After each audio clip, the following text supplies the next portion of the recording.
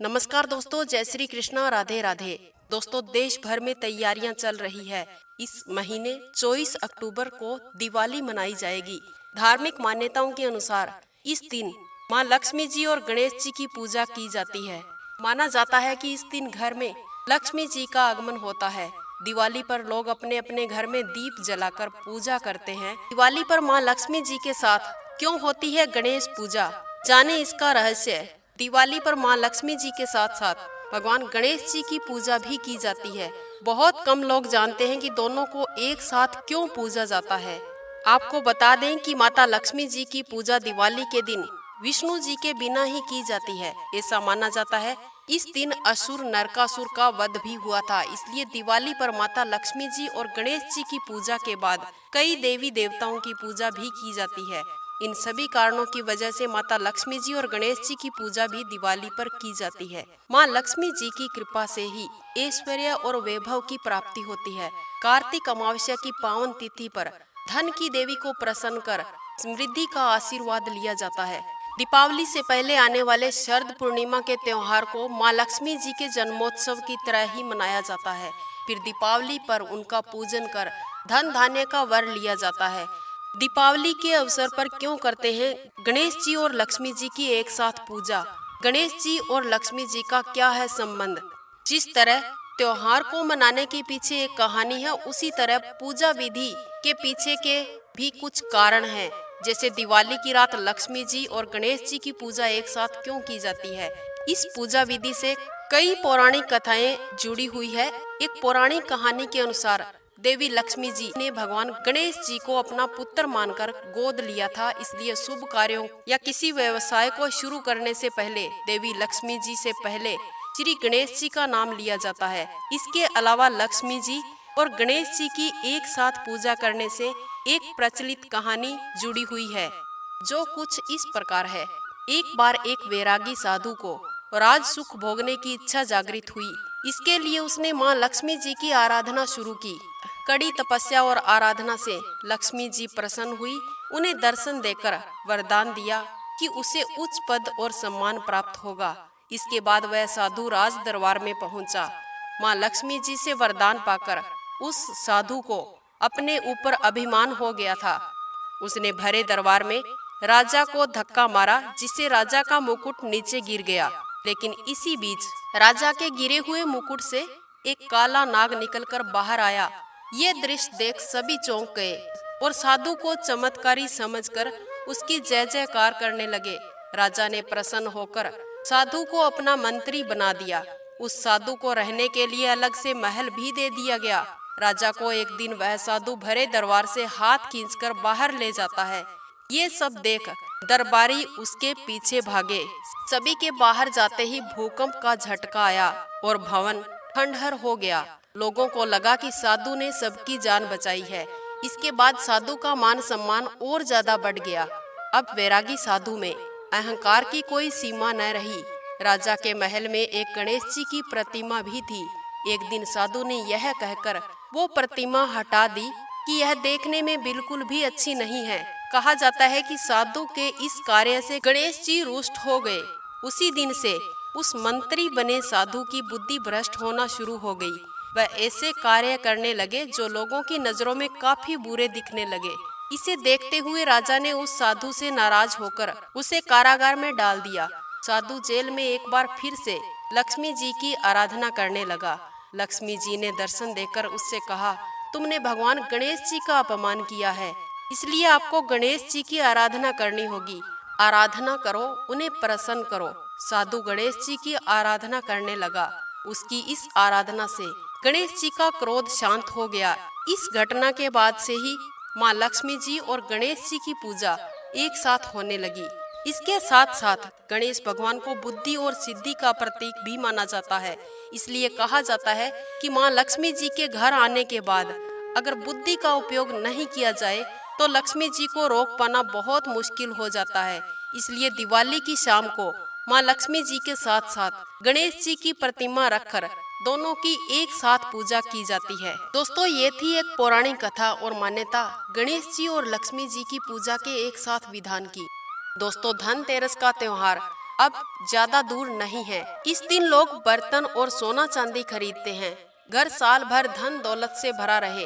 हालांकि शास्त्रों में इसके साथ यह भी कहा गया है कि धनतेरस पर कुछ चीजें भूलकर भी नहीं खरीदनी चाहिए। ऐसा करना अपशगुन होता है। परिवार में अजीब अजीब चीजें या घटनाएं होने लगती हैं। आइए जान लेते हैं वो कौन सी है चीजें जिन्हें खरीदने से बचना चाहिए। दोस्तों, धनतेरस के दिन कांच के बर्तन खरीदने की मनाही की गई है। इसकी वजह यह है कि कांच का संबंध राहु से होता है। इसे राहु से जोड़कर देखा जाता है। ऐसे में अगर आप धनतेरस पर कांच के बर्तन खरीद कर लाते हैं तो आप राहु ग्रह को घर आने का न्योता दे रहे हैं। इसके चलते आपको परिवार में अनेक समस्याओं का सामना करना पड़ सकता है। इसके बाद बात कर लेते हैं नुकीली धारदार चीजें इस दिवाली आप अपने घर खरीद कर न लाएं। जैसे चाकू, सुई, पिन, कैंची या अन्य कोई धारदार चीज धनतेरस पर खरीदकर घर नहीं लानी चाहिए। इस दिन ऐसी चीजों की शॉपिंग शुभ नहीं मानी जाती है। ऐसा करने से घर में नकारात्मक ऊर्जा का आगमन होता है, परिवार में दरिद्रता आती है। इसके साथ साथ हम जान लेते हैं कि धनतेरस के दिन ऐसी कौन सी चीजें हैं जिनकी खरीदारी होने से धन की देवी माँ लक्ष्मी जी आप पर प्रसन्न होती है। धन की देवी माँ लक्ष्मी जी आप पर प्रसन्न होकर शुभ फल देने वाली है। धनतेरस पर सामान खरीदने वाले खरीदारों की तादाद बाजार में बहुत ज्यादा बढ़ जाती है। इस दिन खरीदारी करने का विशेष महत्व भी है। आइए जान लेते हैं कि पौराणिक मान्यताओं अनुसार इस दिन किन चीजों की खरीदारी करना बेहद शुभ फल देता है, लाभकारी माना जाता है। दिवाली से 2 दिन पहले धन त्रयोदशी या धनतेरस का त्योहार मनाया जाता है। कार्तिक मास के कृष्ण पक्ष की त्रयोदशी तिथि के दिन माँ लक्ष्मी जी और भगवान कुबेर जी की पूजा की जाती है। इस दिन से ही दिवाली के पर्व की शुरुआत हो जाती है। धन की दृष्टि से धनतेरस के दिन पूजा करने का खास महत्व है। पूजा के साथ साथ इस दिन कुछ सामानों की खरीदारी का भी खास महत्व है। धनतेरस के दिन की गई खरीदारी आपके घर में लक्ष्मी जी के आने के द्वार खोलती है। आपके घर में धन का आगमन होता है। तो आइए जान लेते हैं दोस्तों कि धनतेरस के दिन किन चीजों की खरीदारी करना शुभ माना जाता है। दिवाली के दिन धातु की खरीदारी की जाती है। इस दिन सोने चांदी के गहने खरीदे जाते हैं। इस दिन स्टील, तांबे, पीतल इत्यादि के बर्तनों की खरीदारी भी की जाती है। धातु की पूजा करने से घर में धन संपत्ति की बरकत होती है। अब बात कर लेते हैं वो कौन सी चीज है जिन्हें खरीद कर लाना बेहद शुभ माना जाता है। लक्ष्मी जी को प्रसन्न करने के लिए श्री यंत्र की पूजा की जाती है। धनतेरस के दिन श्री यंत्र की खरीदारी करने का खास महत्व है। इस दिन श्री यंत्र की खरीदारी करके घर लाएं और दिवाली के दिन माँ लक्ष्मी जी के साथ साथ श्री यंत्र की पूजा जरूर करें। दोस्तों, नेक्स्ट हम बात कर लेते हैं झाड़ू की। मान्यताओं के अनुसार धनतेरस के दिन झाड़ू खरीदना बहुत ज्यादा लाभकारी माना गया है। माँ लक्ष्मी जी को सफाई से जोड़कर देखा जाता है। गंदगी वाली जगहों पर माँ लक्ष्मी जी वास नहीं करती है। धनतेरस के दिन झाड़ू की खरीदारी आपको जरूर करनी चाहिए। माना जाता है कि इस दिन सींक वाली झाड़ू खरीदने से गरीबी दूर हो जाती है। घर में चल रही नेगेटिविटी खत्म हो जाती है। अनेक प्रकार की बाधाओं से आपको मुक्ति मिलती है। इसलिए झाड़ू की खरीदारी इस दिन बेहद ही शुभ मानी जाती है। अब बात करेंगे धनिये की। दोस्तों, धनिये को धन से जोड़कर देखा जाता है। कई जगहों पर धनिये के बीजों की पूजा भी की जाती है। दिवाली के दिन पूजन में धनिये के बीजों को रखा जाता है। धनिया के बीजों की पूजा की जाती है। मान्यताओं के मुताबिक धनिये की पूजा कर तिजोरी में रखने से धन के भंडार कभी खाली नहीं होते हैं। घर में धन की कमी नहीं आती है। अब बात कर लेते हैं दिए की। दिवाली और धनतेरस के दिन दिए जलाए जाते हैं। धनतेरस के दिन दिए खरीदने का खास महत्व है। दिया प्रकाश और सकारात्मकता का प्रतीक है। दीपक खरीदने से जीवन में खुशहाली आती है। माँ लक्ष्मी जी की कृपा आप पर बनी रहती है। इसके बाद बात कर लेते हैं गोमती चक्र की। धनतेरस के दिन गोमती चक्र खरीदने का खास महत्व है। गोमती चक्र खरीदना शुभ माना जाता है। इस दिन आप अपनी श्रद्धा अनुसार 5, 11, 21 या 51 गोमती चक्र खरीद कर घर ले आए। गोमती चक्र खरीद कर पीले कपड़े में बांध कर इसकी पहले पूजा करें और बाद में अपनी तिजोरी में रख दें। इससे आपके घर धन भंडार भरे रहेंगे। और माता रानी की कृपा साल भर आपके परिवार पर बनी रहेगी, बरसती रहेगी। दिवाली पर दिख जाए ये जानवर तो चमक जाएगी आपकी किस्मत, होगी पैसों की बारिश। दोस्तों, देश भर में तैयारियां चल रही है। इस महीने 24 अक्टूबर को दिवाली मनाई जाएगी। धार्मिक मान्यताओं के अनुसार इस दिन माँ लक्ष्मी जी और गणेश जी की पूजा की जाती है। माना जाता है कि इस दिन घर में लक्ष्मी जी का आगमन होता है। दिवाली पर लोग अपने अपने घर में दीप जलाकर पूजा करते हैं। वहीं वास्तु शास्त्र के अनुसार दिवाली के दिन अगर ये 4 जानवर दिखाई दे जाएं, तो आप पर माँ लक्ष्मी जी की विशेष कृपा बरसने वाली है। तो चलिए जान लेते हैं वो कौन से हैं 4 जानवर जिनका दिवाली के दिन दर्शन बहुत ही शुभ माना जाता है। दोस्तों, ज्योतिष शास्त्र के मुताबिक दिवाली के दिन अगर आपको बिल्ली दिखाई दे जाती है तो इसे बहुत ही शुभ माना जाता है। आपके घर में माँ लक्ष्मी जी की कृपा बरसने वाली है। माँ लक्ष्मी जी आपके द्वार पर ढेरों खुशियाँ लेकर आने वाली है। इस दिवाली माँ लक्ष्मी जी आपसे बेहद प्रसन्न हैं।